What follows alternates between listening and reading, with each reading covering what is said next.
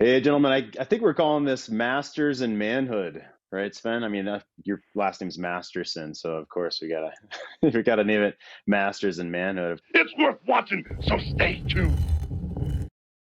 Of course, I'm Jeff Allen. I'm with Great Men Move Mountains. Sven Masterson, mentoring.men. Hey guys, this is podcast number 3, and Sven and I love to talk about sacred spirituality, however you look at that, right? Whether it's Christianity or secular spirituality, which I a little tongue in cheek in a fun way say, which is an oxymoron, but I'm fine with that. I don't mind being called an oxymoron, Sven.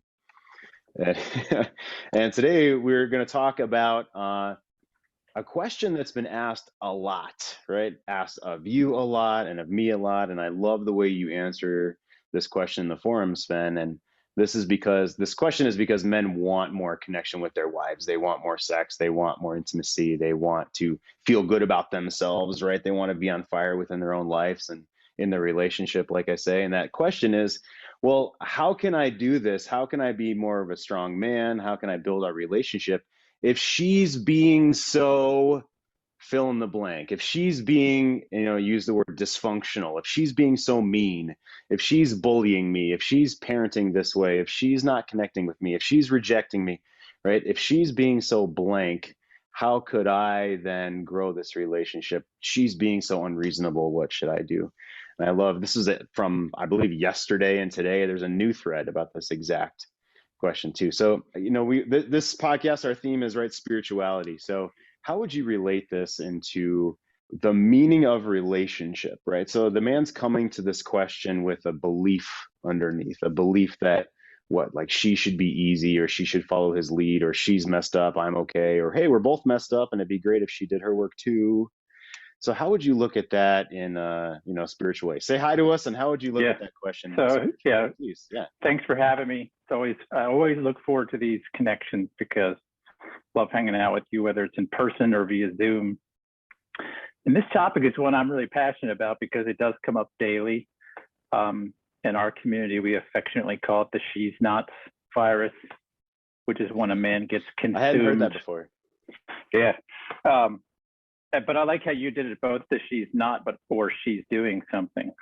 And either way, I think what you're getting at is having a worldview or a viewpoint of a relationship that if my partner would just, fill in the blank, do something, not do something, we could finally be free. I could finally feel better. I could finally experience the life I've always dreamed about. And this is a passion of mine because I lived for 20 years with the she's not virus. I had it chronically. So, and it was a major transformation for me to turn around from that, or for the religious listener, repent from that point of view, which means to turn around. So what was the next question? Well, first, I wrote that down. She's not virus. I love that.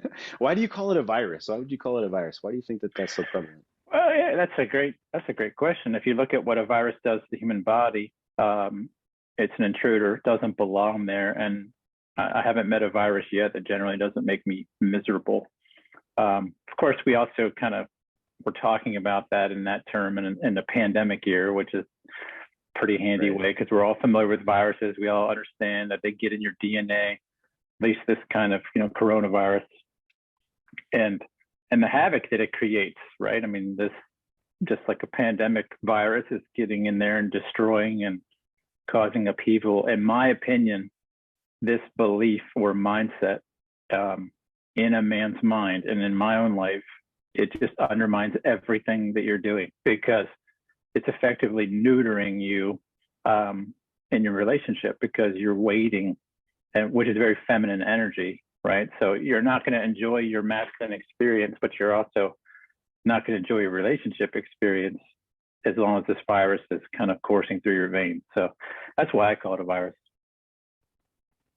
So where do you start with these men if we have the underlying belief of that, right? They don't know it's a virus. Maybe there's something that, and I'll speak for myself. I've had that virus since I was a kid, right? This is how you challenge each other in school. You're challenged to succeed in life. You're challenging you want to challenge your children. We hear this sort of, this morass of be better, be perfect. So where do you think that should And I would, begin with a man if he comes to you that question? Yeah, go ahead. yeah, I would say, just to add to your kind of where this comes from, I think we live in a culture and a time that pretty much tells us we're incomplete all of the time.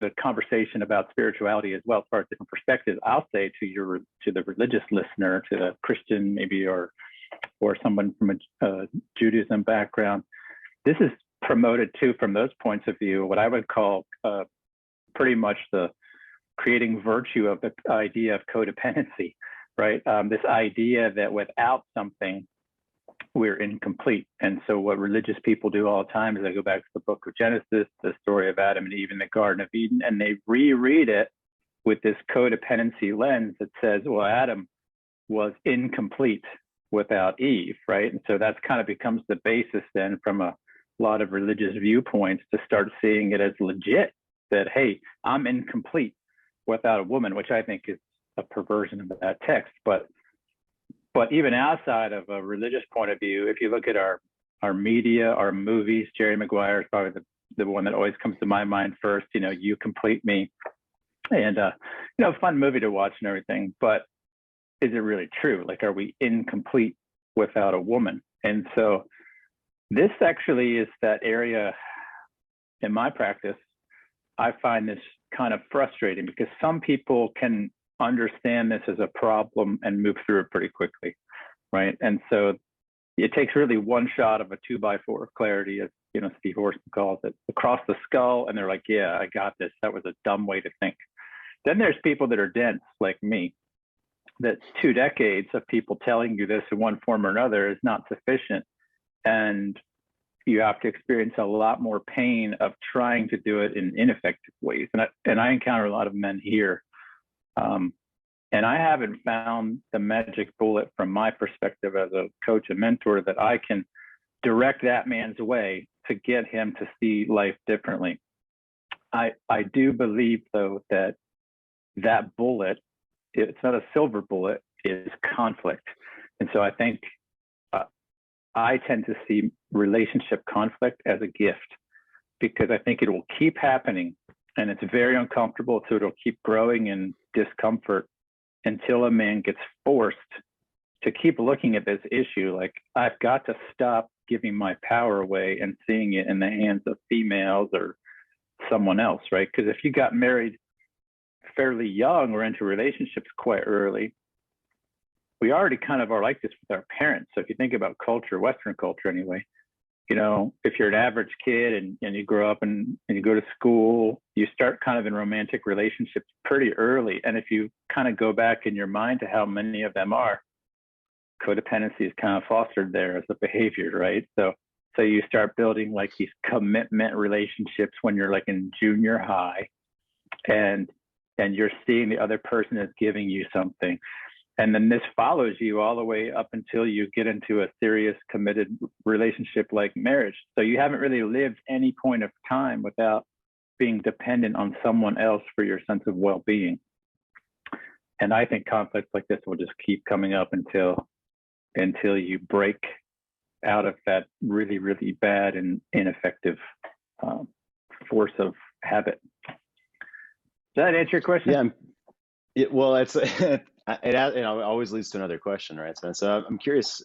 I'm going to ask you in a second after I give my point of view on now. I don't think that there's a silver bullet, a perfect answer necessarily, but there's some truth, and I'll use truth with a capital T or a small t, whatever way you want, gentlemen who's watching this. Truth. As I was taking notes for this and I was writing the word him or he or God, I kept asking myself whether I should put a capital H or a small h. But around this question of, well, what do we do about that? But ultimately, why do we believe that? And we believe that because we're told that. But this truth that I'm coming to is around what I'll call sacred masculine and sacred feminine. And you and I talk about this a lot, of course. I actually asked, so my partner in crime, my business partner, my fiance, Cynthia Cruz, and you know that she and I run the C-Note show every day, Monday through Friday. And I actually asked her to get some feedback from her on what she thought around the question of why is she being so nasty? Why can't she just do blank? The she's not doing enough for me virus. I love that so much. And Cynthia beautifully put that the feminine is always hungry for masculine, for the masculinity, for that solidness, for the container, right? For the banks of the river, for her to pour her femininity into. And that's an archetype, right? So the sacred feminine is an archetype. No one person is completely 100% feminine archetype or masculine archetype.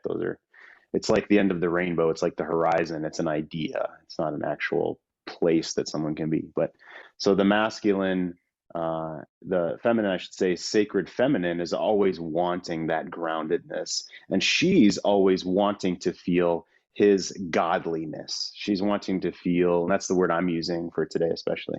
She's wanting to feel that he can smile and handle anything and handle life and handle himself and knows what he wants and knows where he's going and invites her on that journey, invites her on the sailboat with him, right? And so she's always going to be hungry for him. And this is when I was writing a small h or a capital H. And to take a sidestep here for a moment, I'm in Idaho right now for a week up here with Steve Winecoop. This is my second year here. There's going to be 7 other men that are going to come up here. This is just to get yourself there retreat. And Steve and I talk. He's Christian, and he and I speak about this as well. And he encourages, for instance, me or anyone, right, to open yourself to willingness. Like, you don't have to name it God. I don't name it God when I think about spirituality. It's a part of what we're here for this podcast. Yep. Is I might think divine or peace or joy or love or service to the world or whatever words we want to put to it, whatever like these guttural mouth flaps we want to try to use to describe this thing. But that truth is that she is always going to be hungry for him, and you can embody that. That's one of the goals here. You can embody that, and it cures you of the she's not virus, is what I would say, is that you can embody that sacred masculinity, that godliness, whatever words you want to put. And in those moments of when she's bullying, closing down, nagging, yelling, it's, can you be God in that moment? And I guess I could say that would be the shepherd into the very next step, the very next moment. So how does that hit you? What would you say about that? Yeah, I mean, there's a lot of great points in there. I would agree with Steve as far as like nomenclature. I think, especially for people from a religious background, they've been somewhat trained to be scared of any way of talking about conversations outside of the special glossary that they learn. And I think that's counterproductive to having good conversations. So like Steve, I think it's better to have a mindset that acknowledges that the part of infinite knowledge available that I know is relatively small. And so I'm going to be open to the possibility that outside of that little bit of knowledge I have are things I don't understand. And that's where I think a lot of spiritual things are, because they're too big or too infinite to be dogmatic about. And dogma really is the idea that despite how big all of the knowledge in the universe is, the little bit I know, I'm certain that some things are not out there, right? So it's really healthy, I think, to maintain that willingness that Steve's talking about. He's a wise guy, so I wouldn't expect anything less than that. As far as your idea, I have some very similar viewpoints about that. And they are some spiritually supported, I guess you could say, from the Torah, which is, the basis of, or what's called the Old Testament now. It's what the Old Testament is built on in Judaism and Christianity, but it's the foundation for both the Christian faith and the Jewish faith. And the way that's traditionally read by Hebrew people is an understanding that the creative force, right? I don't like to personally say God because I think it's too generic a term, right? But the creator in that text is understood, even though there's masculine pronouns, to still be the combination of what we would say is the masculine and feminine essence. Still described with certain pronouns because they weren't encumbered by we are today, but still both essences. And so actually in the creation story, when Adam is first created, it's a similar essence. It's a combined single essence of both the masculine and feminine. I have articles I can point to on my website about this. And so when Eve then is brought into that story, you have the division of the masculine and the feminine into two. And so what's really important to understand here in that text, especially for somebody from a Christian or Jewish background, is the Torah in that book of Genesis talks about that humans were created in the likeness or to image the creator. So that would be like as a representation of the creator. So if the creator has this dual essence or combined essence of masculine and feminine, and then the creation is created and divided, so there's not an incompleteness, but we're at a place where in order to really understand our own nature requires interdependence. And notice I didn't say codependence, but to understand it really deeply requires kind of a reflection of the opposite gender. So the way I've come to understand it in my own experience of life is that I have masculine. That's my core essence, let's say. But as I'm sure you're aware, and this goes even into Eastern thought, that there's a little bit of feminine in men and there's a little bit of masculine in women. And so I know that even despite being masculine, in me there are feminine attributes, but they're murky, right? So like I see them quite opaquely. What I have found in my own marriage of almost 26 years now, is that when I am living optimally in my masculine, and I'm loving my wife a certain way, what I get back from her is a reflection of myself, but in her feminine format, right? So in some ways, what I'm trying to say is I'm sort of experiencing me, but I'm experiencing it in a shaped mirror that is uniquely hers. But I'm sort of co-responsible for creating it. So by way of a metaphor, maybe some of your listeners know I'm a homesteader, so I do a lot of gardening. You remember being here with Cynthia, we have a lot of gardens and whatnot. And I like to look at it like this, because I'm a science guy too, right?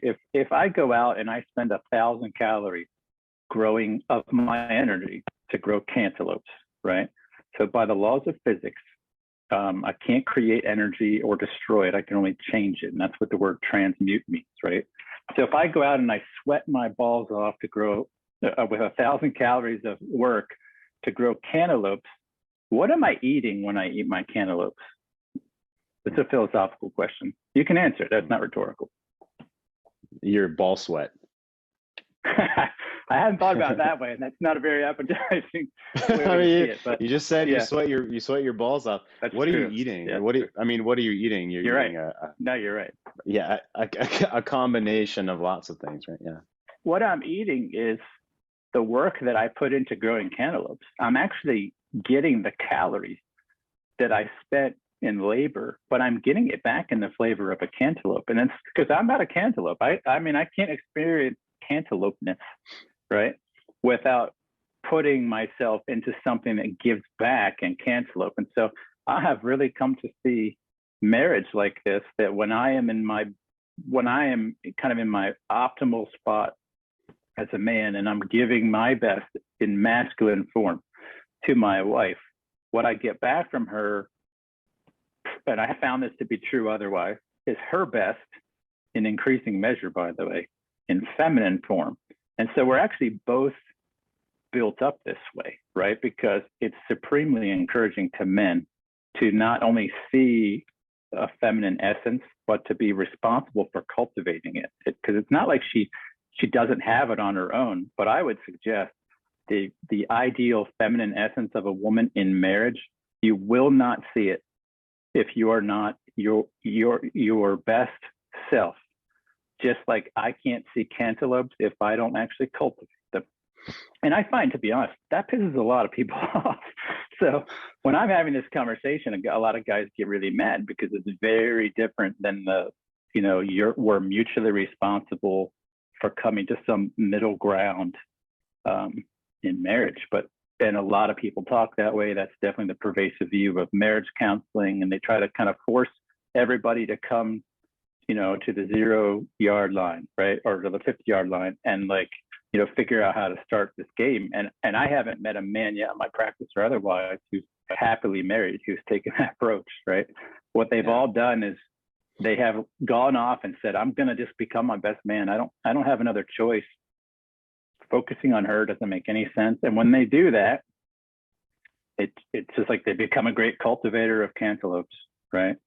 And it might not be with that same woman, right? And I'm not saying or suggesting it has to be, but when that guy does that work for himself, what he does do is become skilled at cultivating, right? Because the masculine, in my opinion, and I'd be really curious what Cynthia says about this, evokes the feminine, right? It's invitational. And when we get it back, it's intoxicating, which I believe to a woman is extremely life-giving for her to see her femininity received that way. But it won't be received that way if we're a bunch of insecure little boys, right? So anyway, that's kind of how I interpret the same truth that you're saying. And I'm happy to call that a capital T truth, but yeah, I love that. Well, and so the little boy is going to look down at the ground and scream at the ground that the cantaloupes haven't grown, or that it didn't get, blaming the cantaloupe for not getting enough water or the appropriate amount of sunlight or the soil, this kind of thing, right? And blaming the cantaloupe when it's his cultivation abilities that are lacking, right? And so I'll add, I always say there's you, there's her, and there's the relationship, of course, right? There's us, and then there's the we space. There's her, there's me, there's the we space. And yes, we can only control our own selves, but we can cultivate that space in between. And each of us cultivate the space in between. So one thing, when you were saying a man goes off and works on himself and all of a sudden things get better, I'm realizing he's stopped screaming at the ground and he stopped blaming the cantaloupe for not growing, and he's going and learning and focusing on himself so that he can, number one, just give damn space to the cantaloupe. And number two, learn those skills. It's telling me that my connection's unstable. Oh, the pine forests of Idaho. No, just joking. I don't know if you heard what I said. Checked right away. I just put in I put in like a backup internet. So I was like gonna go ape shit if my internet was not working after having two of them now. Yeah. Let's see. What was the last thing that you heard me say? You were talking about the we space and the idea of the relationship. Yeah.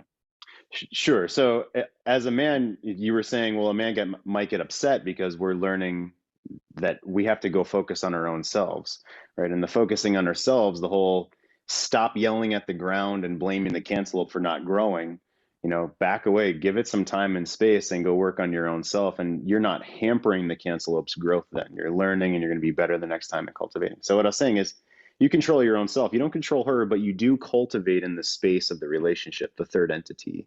And we both do that for each other. The masculine and the feminine evokes from the other as well. And it's a dance. Right. So, I can hear a guy saying right now, well, what if she doesn't know those skills? What if she doesn't want to be a part of this dance? Well, you can practice your skills and you can invite her, but you can't force her to dance. Right. So I love how this aligns with what you're describing from the Torah as well. But yeah, you can invite her and model cultivating, but you can't force her as an individual to do anything. And those two kind of forces at the same time, I seem to end up doing this a lot. There's two forces. It's paradoxical. Things happen at the same time. There's the forever truth, and then there's the in the moment. Right. There's the, yes, I need to live my life and know my wants, but yes, I also want to cultivate my relationship. Yeah, what would you say to that? I think it comes down to, that's really interesting. And I get in that conversation a lot, the third entity, the relationship. And I have some stuff I want to talk about for that in a minute. But what I usually tell men is, if you want, you could make it work most likely with any woman. The real issue is, do you want to become the man necessary to do that, right? Because it could be that you've got to be like the David Goggins of masculinity. You have to be the Army Ranger and the Navy SEAL, or just the Navy SEAL or whatnot. But you have to, you might have to endure quite a bit to get to the level of security and confidence and ability in your masculinity to evoke what's necessary for this woman. Interestingly, I talk to a lot of guys that are deeply struggling. A lot of them are in, sexless marriages for years. And a lot of them still say, yeah, I'm all in. And it's not an insecure, I'm all in. I don't know what I want. I'm wishy-washy. I don't have any boundaries, kind of all in. Those guys in their hearts know they're like Navy SEALs when it comes to like the kind of lover and man they want to be. And I admire that tremendously when I talk to them, because that's a quality very few people, I think, have, right? So where was I going with that? What I find to be a harder distraction to overcome for men is, like, I would agree that there's a third entity, but I would suggest it's an entity you can't focus on. So what I mean by that is, I can't really focus on my garden, to get back to that metaphor, in a way that's separate from myself, right? Because everything we experience in life as men, we're experiencing our experience of it, right? So when I go up to a garden, the context of the garden for me is my relationship to the garden, right? There isn't really another context. So everything I'm thinking about gardening is like, okay, what's my role towards this garden? Like, I'm the cultivator. So if I see a soil problem, I have to address it, right? Which by fertilizer, by the way, which we all know comes from shit and dead things. So I have that. I have to water, right? There are some passive things in nature, like I don't necessarily control sunshine, right? But so there's some naturalness to it, but I have a role in it. What I find most men get hung up on is they say the relationship all the time, and it's a passive aggressive jab at their other, at the woman. What they really mean is her, but they don't have the balls to say, I'm not happy with you. And so they say the relationship euphemistically as it's another way of saying she's not. It's just really, really passive and casual way of saying she's dysfunctional. And so these guys will focus on the relationship. And so all they want to talk about is the third entity. But I haven't met one yet who's really done his own work, who's actually taken the time to go on a protracted personal experience with himself, right? So my kind of constant retort to men is, do that first. It's not that you have no legitimate points about what this third entity you hope it to look like. It's just you can't hope to talk about or give that focus if you're not these things, right? If I'm a crappy gardener or cultivator, it doesn't matter how I describe that third entity, because I'll never know if the issue is the soil, something in the woman, or is it me? So I think the best thing is go make sure you're a skilled cultivator, right? If you come back to that and then you're doing skilled cultivation for a while and you don't like what grows, that's a great time to make perhaps a life-changing decision. But trying to do it in any mode before that is kind of ridiculous, because if you're a crappy cultivator, you're just going to be a crappy cultivator in the next garden plot you go to. And you're going to keep thinking it's the garden, right? You're going to keep blaming that and saying, man, I just have a run of bad luck. Everywhere I go, the soil's bad, blah, blah, blah, blah, blah. And I actually did this in my real gardens, right? Like for a while, I was butthurt all the time about stuff not working out. But now I've come to understand it's just like the relationship. Like, you have to be patient in observation. You have to be patient in thinking through what is missing here. Like, why does this thing look so awful, right? And sometimes there's a skill that's missing. Sometimes there's something missing in the environment that I could provide, right? Like lime. You've probably heard this if you're a gardener. Lime, almost all soil in the United States needs lime at some point. And so if you don't lime your soil, it's going to be deficient. And so if I just ignored that as like not my responsibility, that's the garden's problem. I would be chronically disappointed with the results. This is what I did in my marriage, right? Like I had this disappointed kind of posture internally. It didn't express this a lot externally. I don't even know that I knew it was there, but I was constantly like disappointed. And then I couldn't figure out why all I got was disappointing, but that's really what I expected, right? So there's that whole angle too. But anyway, yeah, the third entity, I agree with, but I'm careful not to let a man keep going there because it's just a bullshit excuse for not doing your own work, like 90% of the time. Yeah. So like a quick example of that might be what? I'm not getting the sex I want from the relationship, like that. Is that what you mean? It could be everything. Well, it's usually some sort of, that's not fair. There's like a little boyishness to it. When is she? It's a she's not, right? When is she going to do that? And that guy usually drags his woman before a therapist or counselor. And that's a great way to push a woman right out of the relationship and out of the therapist's office, right? Because he's looking for kind of a backup guns, right? To tell him, yeah, you're right. And a lot of therapists and counselors will do that because they hold the view too. Well, you've got to come this way. And he's trying to come this way. Now you got to do your thing. And again, I'm not trying to paint with a broad brush and say that's never the case. It's just a matter of, I haven't met a client yet who, when I talk to them, when we talk about their cultivating skills, they're not hostile, right? And so if you think you're giving it all, but you're internally hostile, well, that's still not going to work, right? My experience with the feminine is they have to feel like there is safety to open up, if you were looking at it like a rose, right? And that safety is my internal safety. So like my emotional safety as a man, I view as my wife's emotional safety, or like an umbrella for it, for example. So if I'm quickly moved in my composition, right? If and not necessarily by her, like if life just bugs me easily, right? Well, I'm not emotionally safe because I'm changing constantly based on my environment. Well, how could she be safe? Because she's, in my opinion, my wife will look at that and say, well, if that freaks you out, there's no way you can handle me being completely real because you would be totally freaked out. So Yeah. that's where, for me, I've had to go through a lot of internal transformation with just finding myself to be okay so that nothing is moving that all the time, which with me finding my own emotional safety, it just so turns out for me to be emotionally safe is providing for her, a context that's emotionally safe.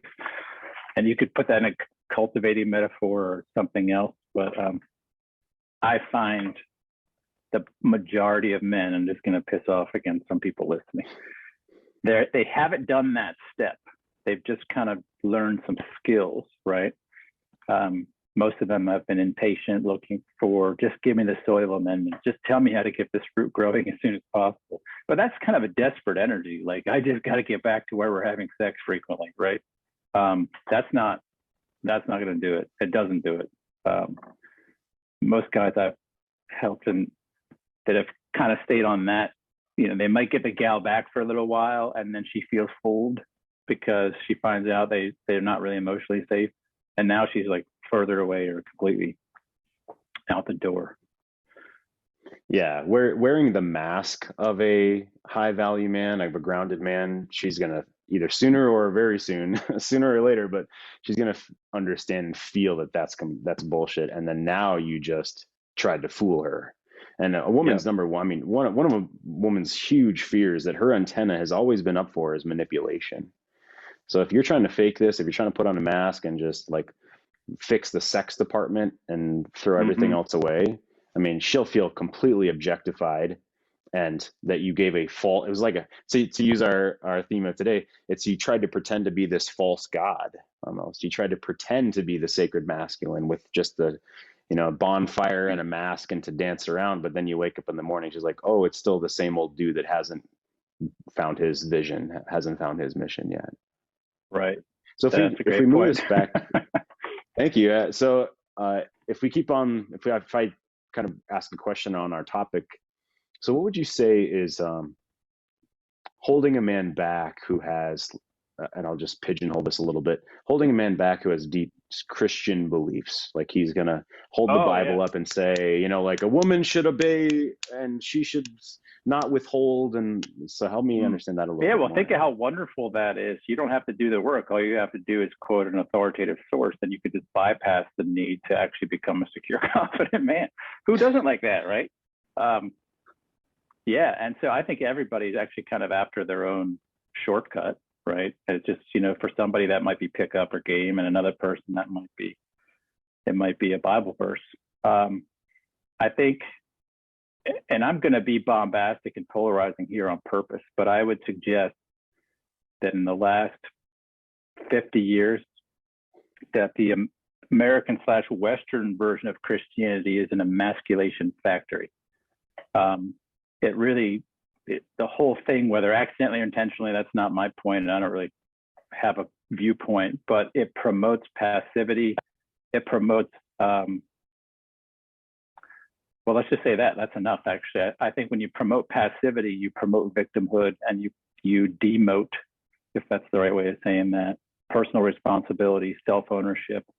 I think it's in the best interest of large institutions to promote a codependent viewpoint, because if you're codependent, then you're codependent on the institution, right? And it's really easy to extract a lot of things, not the least of which are resources from people who are dependent on you. So the thing I encounter the most with people from faith backgrounds is that kind of virtualized, or that's probably not the right way to say it, a codependency that is not just gross, but they see it as a virtue, right? Because they've been taught that is actually godliness. And that's pervasive in evangelical teaching. It's pervasive in Catholic teaching. I actually don't think it's very pervasive in Judaism, not from my experience talking to Jewish people and from that faith as well. But that's a big struggle. So that guy has to overcome not just all of the same stuff every man has to overcome to become self-sovereign, responsible for himself, take initiative, and just in general become mature as a man. He has to overcome the programming that he's had that says doing so is dangerous, that you're drifting, right? So like Christians hate it a lot of times when I say self-sovereign, because they see that, aren't you saying that, like, what about God, right? Like only God is sovereign. And so they see it as like some sort of theological mistake or attack for me to say something about self-sovereignty, right? But self-sovereignty just means self-rule. But there again, you go back to the scriptures that Christianity and Judaism were founded on, and you don't see a God that's saying, I need you to check in with me every day and let me give you permission for what to do. In fact, you see like, here, go take care and subdue this planet, right? Like subdue is a sovereign word. And he's not saying, I need to give you permission at every step, but that's the way these religions tend to grow, where, again, because of hierarchies and, power pyramids, they've really promoted this idea of, you do not have authority over yourself. But if we're created to image the creator, and we believe that we are subjected, that's a bit of a problem, because now we're basically saying we're created in the image of this thing that made us, but yet we're not sovereign. Well, I mean, if we're imaging something sovereign, we should have sovereignty. And I think there's a way to understand that philosophically and spiritually and theologically that honors the fact that there is a king, for lack of a different word, of all of creation, who we can be in a relationship with and honor without actually not being sovereign, because I believe we're supposed to be, atomic and on our own. And that's a big challenge for people from faith backgrounds, a lot of times, if they've done a deep dive into it anyway, to come to that conclusion, because they've been taught this kind of submit, be passive, yield, and even a view of the scriptures have been taught to just rely upon that being authoritative instead of an understanding of them, right? So, and there again, ancient people didn't do this. They didn't just, like carry around a book and point to chapter and verse. In fact, a lot of people don't understand that chapters and verses were only added to like what we call the Bible relatively recently in history. So for example, for thousands of years, including even maybe even today to a point, like, young Jewish kids memorized Torah. and they didn't have chapters and verses. So like they had to know the material, right? So it wasn't that they were like, well, yeah, well, that chapter and verse said you've got to do this. And this is how kind of the modern religious person is. Instead, what they trusted it as was the instruction. I mean, Torah means instruction, the instructions of the Creator. So they relied on their understanding and deep knowledge of the content instead of seeing it as a stick to hit people with, right? And so today, that's not the case. Today, the scriptures are a stick to hit people with or beat them into submission with. And that's what institutions, and again, I'm going to say the institutional church because I'm 100% of the mindset that they generally do this. They're trying to beat their people in their ranks into submission with that stick, right? And so then that they teach the same thing here.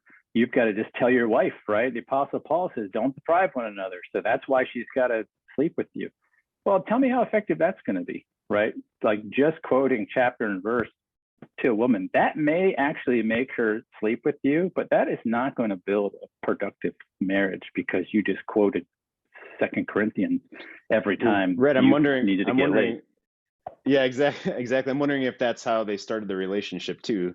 I mean, to your point, it's like the two ways, right? Let's go to the 50-yard line and negotiate how our sex life is going to be from the first date you have with a woman, or at the first time you meet a woman and you're like, okay, so in the Bible, I'm going to be referring to this is why I should get pussy whenever I want it because I'm going to refer to the. No one's no one starts their relationship in either of those ways. I'm assuming. I don't know what it's like in church, but I don't know if you point to this when you first start to get together, or if that leads to a positive outcome. Like you said, you've not seen that positive outcome happen. Yeah, I mean, I'm a fan of the scriptures. Don't get me wrong. But understood as these are instructions for well-being, and if followed, you will live a life of well-being. But there's a difference between following something because it's a stick about to crack you over the skull versus following something because you've acknowledged that there's inherently deep wisdom there that when tested in the cauldron of life produces the result that you're after, right? And so that's not a religious way to look at the scriptures. The scriptures are held up in a much different way, actually as like kind of a fourth deity.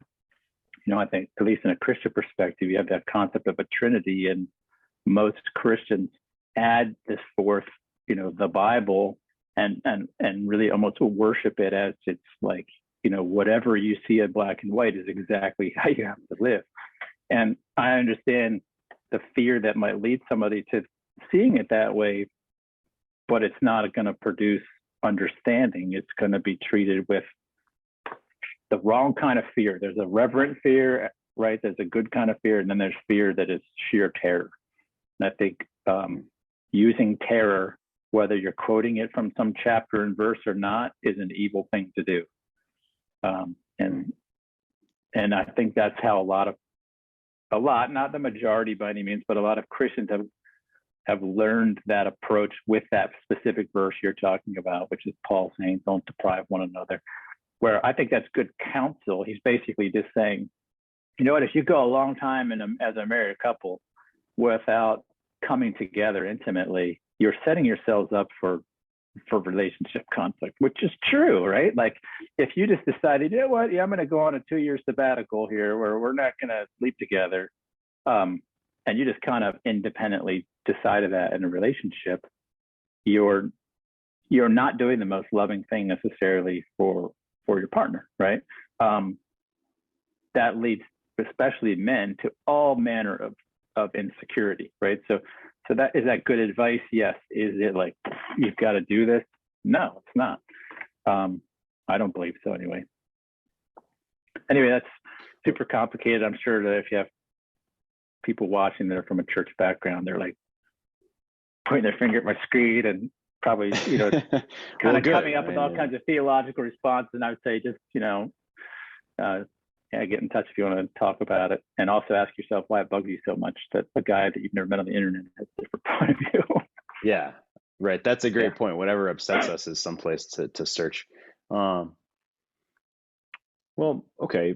So let me ask from the question around sex and intimacy and feeling like you're living. So I, as a person, I, as a man, may want sex, and I may feel like I'm deprived, whatever words you want to use. I'm deprived of sex. She's withholding sex. It's not happening. Maybe she had trauma in the past. I mean, there's lots of different reasons. You, neither of you have any idea, and you're in limbo mode, and that, that purgatory of limbo mode is really painful, right? And then there's okay, I can understand and I want to have patience, but man, I really want to get laid, like, okay. And then, yeah, she's working through her thing, and it's these two back and forth, almost pulls you apart, values of, well, I want to honor Yeah. her and give her space and time, but yet, am I withholding from myself? Am I, causing myself scarcity in some way? Like, what else could I be doing for my own self? Is there a spiritual belief around that? So I guess I could say sacrifice. I think some guys kind of get behind, oh, I'm martyring myself. And maybe they're the fucking, Yeah. ninja I don't, level, but yeah, go ahead. yeah, I talk about this one a lot because people are always like, what do I do? And most men have been programmed to think they can't live without sex, which is kind of funny because it wasn't that long ago that our grandfathers fought in World War II. And it's not like they did a year deployment and they came home for a few months and then they did it again. Like when you got deployed to battle in the past, you were there until it was over, right? And so some of those people were deployed a real long time. Now, either they had no values and morals and they were just like, well, it's going to be a while, so I'm just going to get some strange over here in this other land, right? Or they knew how to handle themselves, right? They knew how to long for something and how to be in this body, this human body that has, desires for things without being owned by them. And this is actually coincidentally a pervasive theme in the Old and New Testament, the idea and thus the Torah of being able to master your experience of the body, meaning not be owned by every impulse you have, right? And so I think that's an important thing for men, regardless of being a spiritual background. If you're a slave to the reactions of your body, you are not a free person. And I would challenge anybody who wants to ever talk about this with that truth. And I help a lot of guys with this who have kind of lived a bodily experience of life, meaning they feel like they have to obey every emotion they encounter, every physical impulse they encounter, and show me a place where that's healthy. Because if you obey every impulse to eat and to drink and to sleep with a woman, you're not going to live a peaceful, effective life. You're going to be, physically in pretty bad shape. Anyway, so that's an aspect. The other thing, that's an addict. That's what an addict does. An addict responds to every that's impulse, a great right? way to say that. Yeah. And why? There's a lack of self-control in there, but what is self-control? I believe it's the ability for some part of us to control another part of us, right? Which, a materialist in their philosophical worldview is going to have a hard time coming up with that one. Like why if we're merely biology, why would one part suppress another? But that's a different topic. The thing I find with most men is if they understand what the desire for sex comes from differently, it's not that hard to overcome this. If you are believing that sex is merely biological, and so since it's a biological necessity, then you simply must ejaculate, or I don't know what, you die, or do you develop a disease, or do your balls get left? There's that viewpoint. What I find in my own life and with men in general is there's a deeper truth that men are instinctively desiring to do some of the things I talked about, go back even to Genesis, to reproduce, right? And I don't necessarily mean biological, but I think what we want to do inherently deeply is we want to multiply ourselves as men, right? We want to kind of share our life force in a way that is multiplying, right? We want to subdue, meaning we want to have something to control, manage, grow, make bigger. and again, I wrote an article about this I could share with people that are interested, but it's from a Genesis point of view, which is, we want to multiply, we want to subdue, we want to fill. Like I think we're kind of naturally built to fill whatever space we're in. And by space, I mean your workplace, for example. If you're not anxious, fearful, and insecure, a man who's not those things naturally will fill the space he is in life, right? So if that's property, you might want to say, okay, how can I make my property just totally kick ass, right? That's filling your space. How could I fill my workplace? That's like, how can I multiply myself here and just fill it up with me, with my essence, like what makes me tick, my creativity, my all this stuff. I haven't met a guy who is not, who doesn't think he's got some massive libido, who feels seriously deprived of sex, who's living that life. What he's not doing, he's not doing those things anywhere. He's not filling up his space. He's not subduing anything. He's not multiplying. And so what I would suggest, and I do suggest to my clients, is there's a deficit there of reproducing yourself. You think it's sex. You think that if you could just blow your load, it would all be better, but it's actually not. And so I won't get deeply into semen retention here, but I think it's a really interesting topic. That guys, when they start not just, ejaculating less in that time, but redirecting, or you could use transmute to be a bigger word, the why behind it into things like finding something that you can really enjoy, that feels like it multiplies you, that has tremendous purpose and depth and passion, something that makes you feel alive. And the first thing that guy says is, well, what's that? I don't have that in my life. And I'm like, yeah, that's the problem. That's why you feel like you've got to be constantly getting laid. And the thing is that guy, he can't get laid enough. He just can't. And in order to make that feeling go away, what happens though is just biologically, he blows his load, right? If he gets to have sex, and just the way the body works, we kind of experience a dip in our chemistry. We're a little tired, we're a little pacified, we're a little cuddly for a while, and then a few days later, that kind of builds up again, right? So, and it keeps coming up. And so that guy's either gonna, sleep with somebody, or he's gonna masturbate, right? And the guy that masturbates in a worse place, because he usually creates this like shame trigger cycle. And it's not shame over masturbating, it's shame over not having sex with somebody that you're married to. So like there's this deep frustration in this guy that he's angry as hell that he's not sleeping with his wife, right? And so he feels that shame. He does a deep dive, makes him emotional, right? Because that's what happens to us when we ejaculate. And so then in his emotional despair and feeling insecure and shameful, he reaches for his dick again, right? Because it's like his way of reminding himself, well, I'm a man, right? And so this guy will become like basically obsessive compulsive about masturbating. And it creates this shame cycle. And that guy becomes super emotional.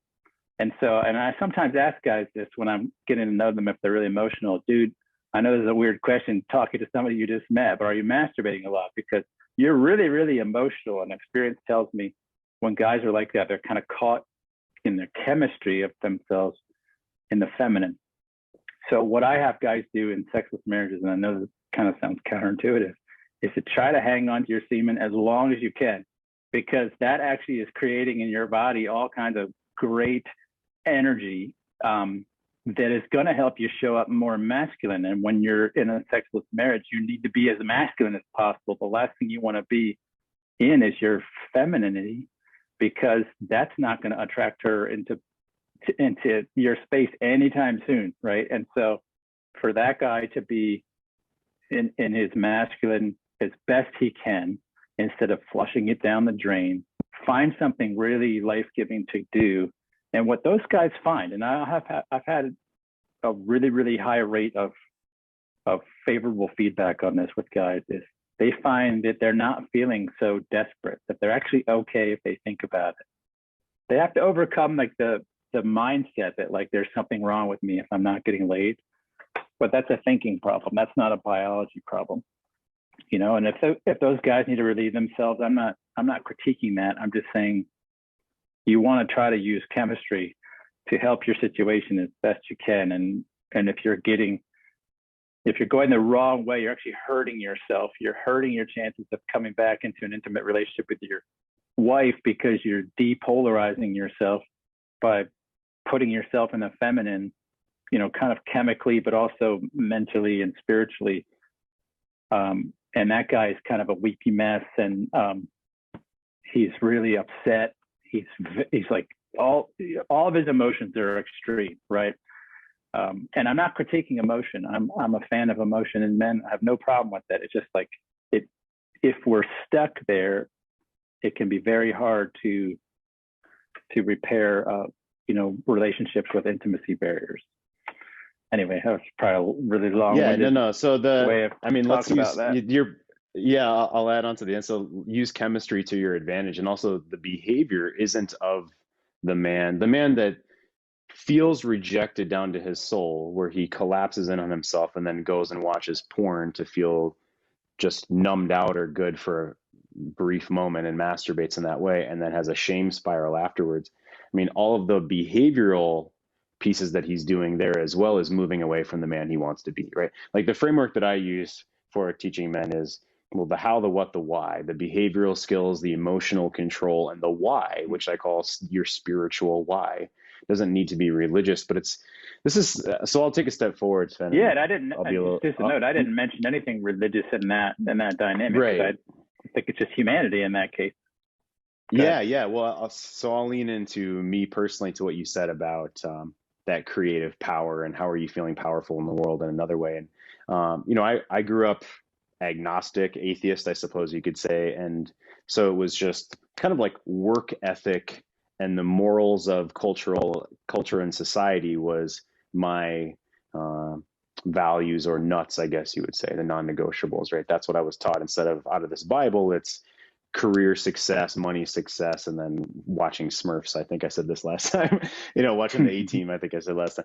But yeah, it's like, oh, okay, that's how you, and it's whatever the TV or friends wanted to download to us. But so back to the spiritual reason for me, I'm going to take a step forward here. So it's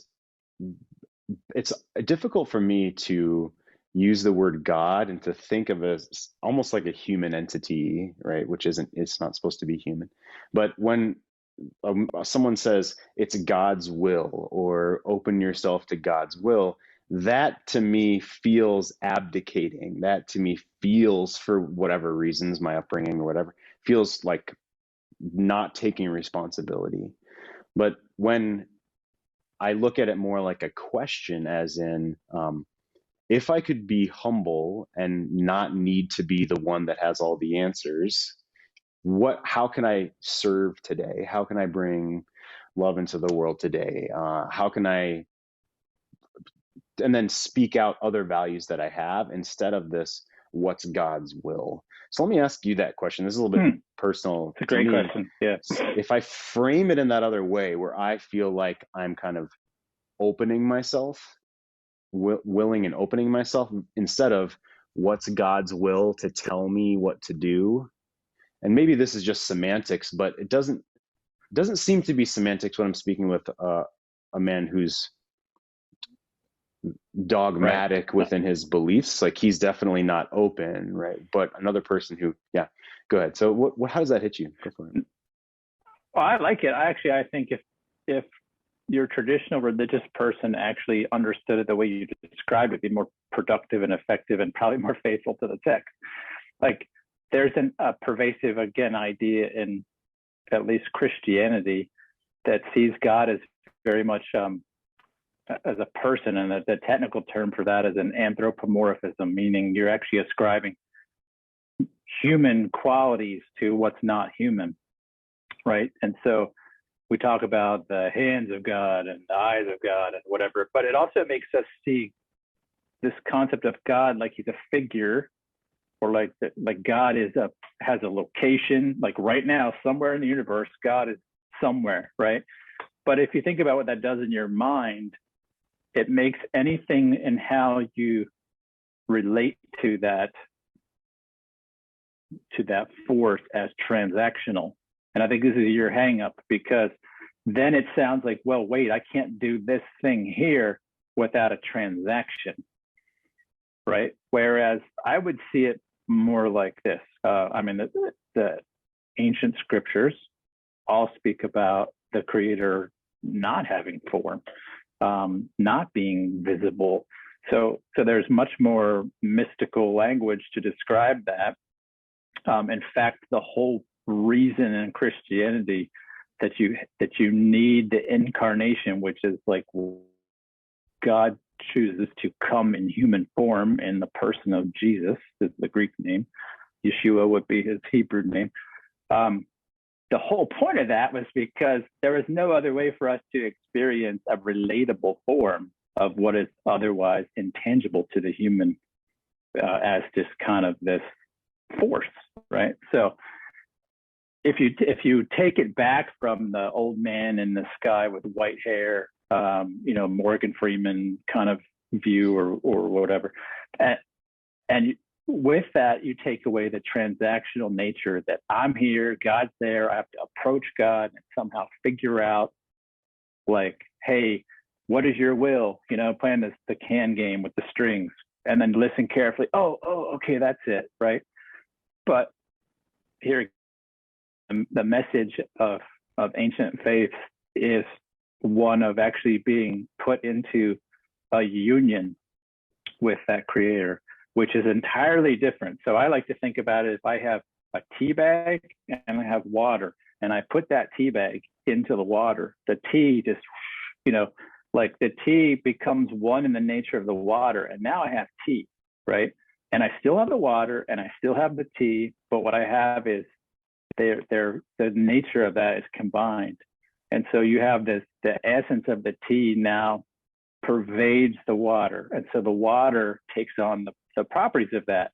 Now, the water is not the tea, right? It's this combination, just like I don't believe that humans are the creator, but I believe what happens, I would suggest it's quantum, but it's also described in spiritual language is as a oneness, that we are put in union, right? Which is inseparable. And just like you couldn't like pull the tea back out of the water, you're not going to pull the creator out of the person, and vice versa. So it's not transactional anymore.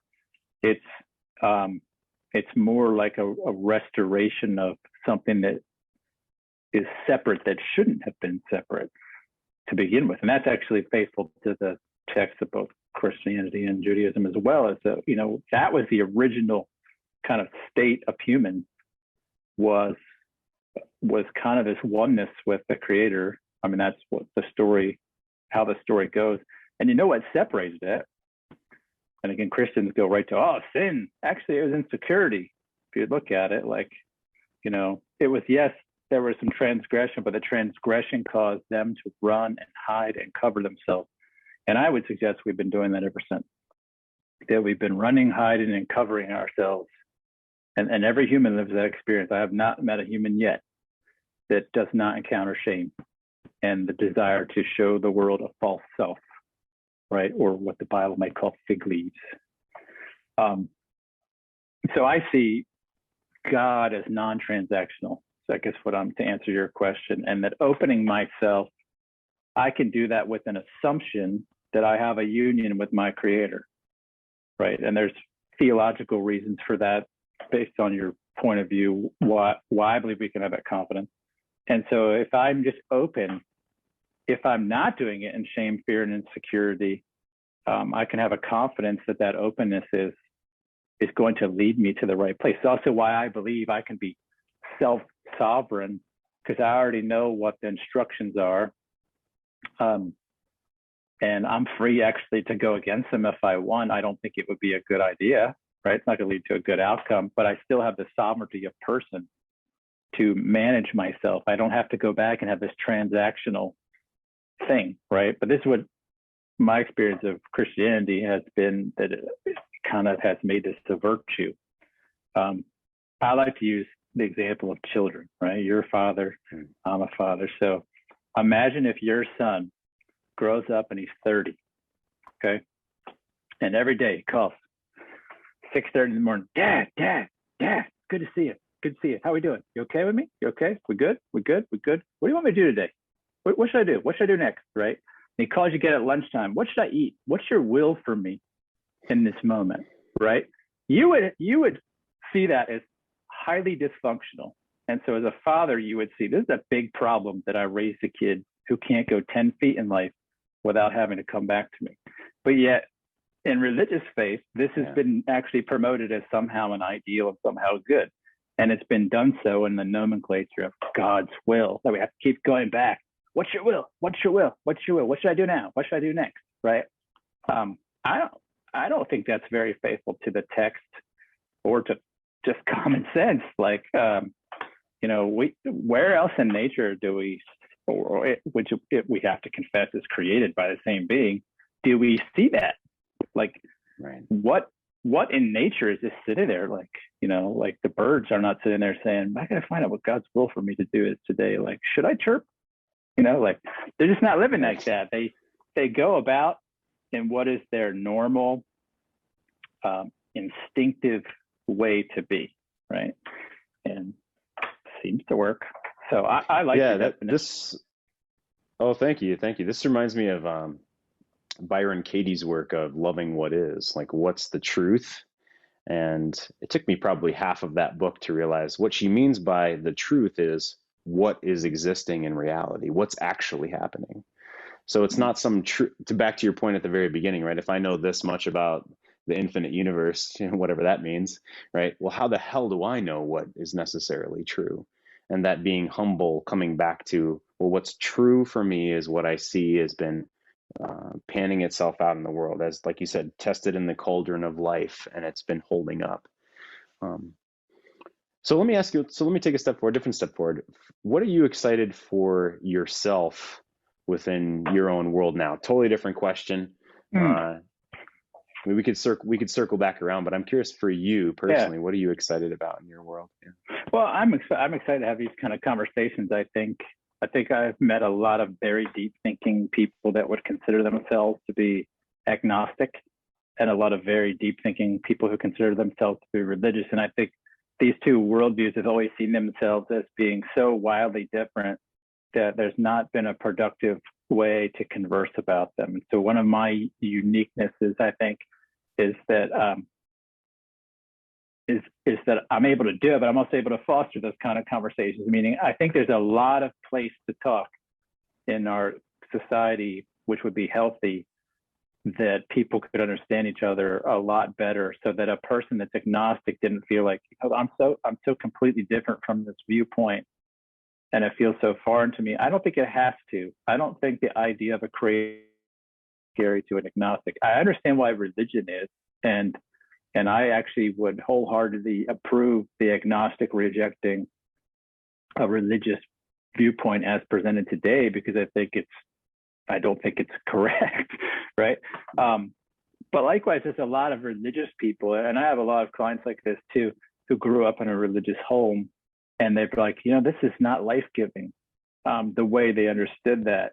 And so they feel like they have to throw everything out, right? Like, I have to move towards a completely agnostic point of view because that's what's not here, right? It's over there. And I think that person, I enjoy that conversation too, because they find some relief and understanding. There's a way to see things that ties a lot of things together, that you don't have to pick a side. You don't have to see the world so polarized about the topic of spirituality, right? So I seem to get in a lot of conversations about that more and more. If I ever write a book, it's a good chance to be about some of that. So I'm most excited about that conversation when I can have it either one-on-one or in communities. It's a very hard conversation to have because people come into it with loads and loads of assumptions. And that's something I'm not super excited about, because when people encounter me, in fact, I had some people ask me, like, I'd kind of like to work with you, but I'm not sure if you're religious. Is like, if you're religious, I don't want to work with you. And then I have like the person is That's like, interesting. they only want to work with me if I am, and I'm not going to be a Yeah. satisfying answer to either one of those parties, right? And so that gets a little fun. Just Well, trying to. that's really interesting. Yeah. That's really cool. I've had guys straight up ask me in the first 2 minutes of a conversation if I'm religious. I mean, I guess it's an easier answer for me because the answer is no. But I say I'm deeply spiritual though, and I'm happy to talk more about that. And I kind of leave it there. I mean, I've mentioned I've been to Southeast Asia, I put my head down in Buddhist temples. I mean, I've been what I would call spiritual for probably 13 years now, since 2009. I told that story before. I can tell that story again some other time. But I love talking with you because it feels like, again, we're coming into this uh, common belief of, well, what's really true, capital T true, let's say, and how can I see that? How can I look at that? And a piece of that for me is beyond just what I can touch, right? The divine is beyond just what I can touch or count. And I have seen within my own life and within the clients that I work with and the clients that we all work with, that you work with as well, that this sacred masculine that we talked about today, and understanding that and cultivating that and inviting her into that world with you, even in the moment when she's screaming and hates you, and how can you embody that down to your ball sweat, down to planting cantaloupes and your ball sweat, is a huge relief, because it's not about I need to read 900 books and always be stressing myself out in that way. It's actually the opposite. It's how can I frame this in a simple way and lean into that? And most of it is our own journey as a man, especially at the beginning, to your point. I love that. I wholeheartedly agree. And I think what's really cool about that, and this is the other thing it's very much my mission and I'm most excited about it. At the end of the day, the way to be that man, and you described as godliness, is not knowledge and skill, it's acceptance. It's really the ability to understand and love yourself exactly as you are. And that's really the rub, right? Is do we have an understanding of the universe we live in that is effective for bringing us to that place? So that's really, at the end of the day, my chief concern with men, whether they're from a religious background or an agnostic background or anything between, is I'm going to challenge all of them equally. Does your view of the world produce a result in your life that lends itself to accepting who you are, or does it promote a form of you've got to work your ass off until you die and just take what you can get? Because that we already know doesn't work. That's where all of the ineffective and life-destroying results come from, is that viewpoint that I've got to achieve my way and I've got to be better than everybody else, right? To that place. And so lots of religious people do that. Lots of non-religious people do that. And what I really like to bring it back to is that idea of self-love and acceptance. Because if you can't love and accept yourself, regardless if you're from a religious point of view or not, what have you accomplished, and what do you possibly hope to do in a relationship if you can't find that place, right? And so it doesn't matter what labels you give yourself. It matters about, is your life effective? And for the majority of people, it's not, right? Regardless of their confession or lack of it, they're living ineffective lives, right? They're disconnected. They don't have intimacy. They're anxious. They're fearful. They feel dissatisfied, right? All those to me are results. And my practice, we talk about, your results come from how you think about the world. And if they're not effective, I don't care what your confession is, you need to change your thinking. Yeah. Right. And that's pretty divided, like I said, religious or not. I'm an equal opportunity offender when it comes to challenging worldviews. Yeah, I've never shied away from offending anybody, so you and I have that in common. But yes, a teacher of mine, I just heard say that if we called it self-acceptance instead of self-development, we'd probably be pointing ourselves in a better direction when we come to this work, right? Self-acceptance instead of self-development. And just for fun, if I throw this in, if a man's even working back from, I want to have an amazing relationship, I want to have more sex, I want to have more connection, I want to know what I'm doing wrong. Like that's where men generally come to us, right? And if he's not accepting himself, she can't accept herself. And if she can't accept herself, she can't feel safe and open and feminine and pour her femininity into you and get wet and swollen and want you inside of her. If she can't feel a self-acceptance in that space for herself and for what's going on. Yeah. I think actually, and I've had some really interesting conversations with even my older children about this, and this might be a big bomb to drop at the end of a call, but I believe the supreme sexual experience is actually an experience with self. And again, it goes back to the cantaloupes and the feminine, right? I can't really experience me fully because I am both the feminine and the masculine without that feminine counterpoint. But if I really drill down into what makes a really radically awesome sexual experience, it's really how I experienced it, right? So it really is about a journey that's very much personal, but you're having it with someone else. And I would say the same for the woman. It's like what she's really revved up about is her experience of the encounter, of intimacy. So the goal for me of intimacy is actually an experience with self.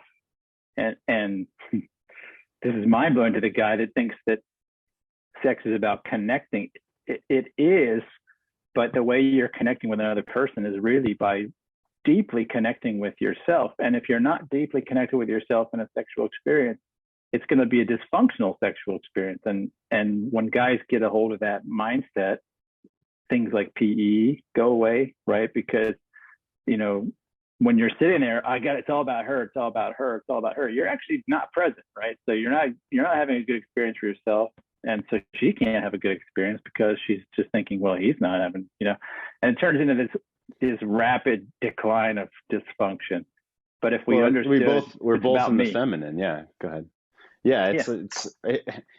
We're both, if you're trying to be the feminine archetype of completely giving and no self, that's not the role that's going to turn her on. I mean, there's a ton of research and information on women want you to be present, but also know what you want. So it's both. Again, it's both of those forces. You have to know what you want and turns you on and desirous, and maybe you can be some animalistic in there, or you can be sweet lovemaking this time, or bend her over next time. She also wants you to think about her. She wants you to have a container for her, but be empowered by what you want through your own turn on. So I wrote that down. That should be I love that can be our next topics. Supreme sexual experiences with self. And that'll be fun to look at in a religious context, that's certainly, or a spiritual kind context. Of a radical idea, maybe for some. I know I would have thought it was radical a number of years ago because I was like, but the longings I have, right? Oh, like I'm just aching for the feminine. Like that's how it felt. I just didn't realize, again, there was a lot of his mindset. If I didn't know it came from me, right? Like you can bring the things that you long for in a woman, they're in you. Otherwise you wouldn't know what they look like, right? Like just like you can't acknowledge and appreciate nobility in another man if you don't have a noble heart, right? Because you wouldn't, it would be completely unfamiliar. So when you want certain things from the feminine, I mean, like deep longing, it's because you're familiar with them. Like they are part of us as men, and same with women. And so when I realized, it's already in me, what I don't have is the format, right? But I can be, and I can cultivate these things in me, not directly in the feminine, but I can bring them out in the masculine form in an experience with loving someone else in a committed relationship. And I will get them back. I'll get back exactly what I cultivated, right? And I get it back in that feminine form. And that's been very life-giving. And I don't know, it's the way I found that produces the effective result for myself and people I work with that'll dare to go on that journey. Yeah, I'll just put a cherry on top of that. Of a man that I work with, I want him to be willing to be humble to look at that versus immediately be 100% defensive. And I don't think men that are 100% defensive end up talking with us one-on-one necessarily, Sven. But one thing that brings joy to me when I'm speaking with a man is that he's curious, right? Self-acceptance, a willing to lean in, and he's curious about what he doesn't know. Yeah, I love that. Fantastic. So Sven, I'm just going to drop my website. I've got free stuff on my website. We've got an event coming up in August. I've got free calls every day, Monday through Friday. I've got a free forum. So go to greatmenmovemountains.com. or email me directly, jeff@greatmenmovemountains.com, and I'll hook you up if you have questions, or go check out my free stuff, or we'll see you on our call. How about for you, Sven? Where would you like to point guys? Well, you can always find me on svenmasterson.com, which is the website for my own practice, and also one of the founding members of mentoring.men, which is same kind of thing, but it's more of a community-based way of experiencing some of what I have, along with what other guys, Jeff included, have to give.